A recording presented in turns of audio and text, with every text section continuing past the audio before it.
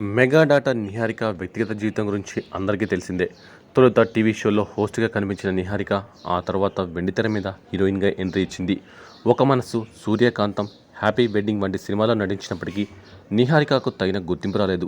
ఆమె కెరియర్లో ఇప్పటి వరకు ఒక హిట్ కూడా లేదు. దీంతో పెళ్లిపీటలెక్కింది. చైతన్యను ప్రేమించి పెళ్లాడింది. అయితే మెగా డాటర్ భర్త చైతన్యతో కాపురాన్ని ఎక్కువ కాలం కొనసాగించలేకపోయింది. అతనితో విడాకులు తీసుకుని మెగా అభిమానులకు గట్టి షాకే ఇచ్చింది. అయితే ఆ సమయంలో నిహారికను నెటిజన్లు ఘోరంగానే ట్రోల్ చేశారు.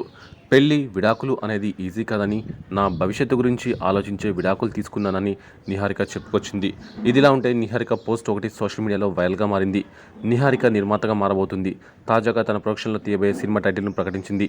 నిహారిక సమర్పణలో పింక్ పిక్చర్స్ దామోదర్ బ్యానర్పై కమిటీ కుర్రాళ్ళు పేరుతో సినిమా వస్తుందని నిహారిక ప్రకటించింది. ఆర్తి పల్లాలు, దండ్లుగట్ట, దగ్గరెట్టు కొండమ్మ మన కమిటీ కుర్రోళ్ళు బయలుదేరిపోయారు అని నిహారిక పోస్ట్లో రాసి ఉంది.